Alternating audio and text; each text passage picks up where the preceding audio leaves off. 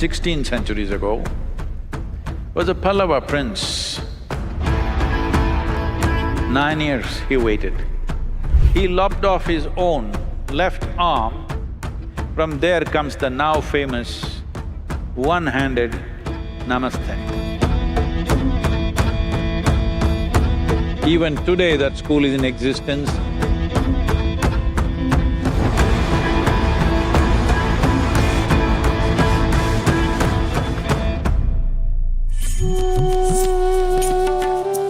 Around 15 centuries ago,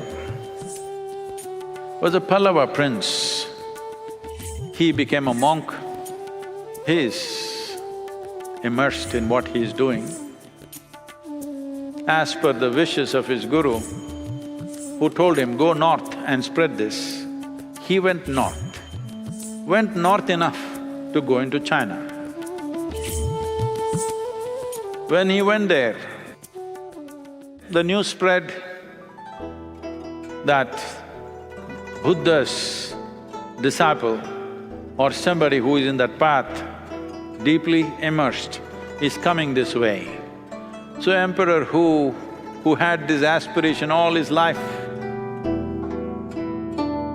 who had built meditation halls, gardens, everything ready and translated all the Buddhist teachings into the local language, kept everything ready for a master to arrive. Now when he came, by then Emperor Hu is over 72 years of age. He came to the border of his kingdom to welcome Bodhidharma. And Bodhidharma was not impressed. Of course, he needed some rest and food, but he's not impressed with the grandeur of the welcome. But he received the welcome and sat down, and the moment they settled down, Emperor Hu said, can I ask you a question? Bodhidharma said, by all means, question.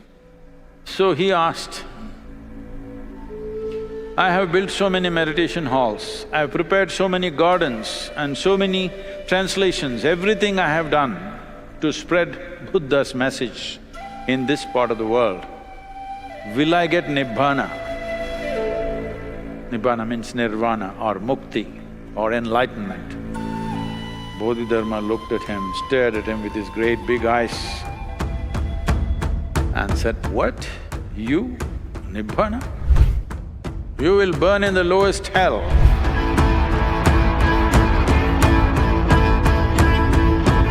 Somebody just welcomed you, gave you everything, gave you food, and now he says this. He says, there's no chance for you. Because the very fact, as you're doing all these things, you're keeping accounts of how many things you have done in your life, you're not getting anywhere, and he walked away. People tried to hold him in many places, he just went away. And he went near a Shaolin Temple, but he did not walk into the temple. He went and sat in a cave close by. So, when Bodhidharma went and settled in the cave, General Shen followed, wants to be his disciple because he has heard that Bodhidharma is a cutlery expert, a master of cutlery. But Bodhidharma doesn't say a word. 9 years he waited. Then Bodhidharma came out and entered the temple. General Shen followed, begging him, please take me as your disciple. Bodhidharma said, that will only happen when the snow turns red. So General Shen, in a fit of courage and sacrifice, he lopped off his own left arm and swung the arm around, and all the snow around was covered in his blood and froze in the snow. Bodhidharma looked at this and he could not push him away anymore. He took him as his disciple. General Shen, trained in cutlery, became a master in his own way. From there comes the now famous one-handed namaste. Even today, they're doing it. This came from General Shen, who had only one arm. He did his namaste like this.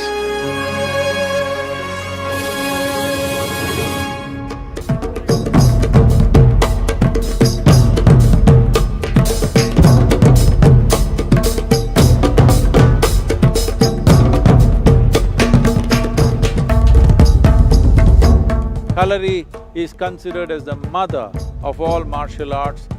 Agastya Muni created this kalari as an art form so that the yogis and the sadhakas could defend themselves against wild animals. It is from here martial arts went to China when Bodhidharma traveled and set up this first Shaolin school. Even today that school is in existence and still doing well. They've done various modifications, but the fundamentals are from the kalari. This is not essentially a combat process as other martial arts have become.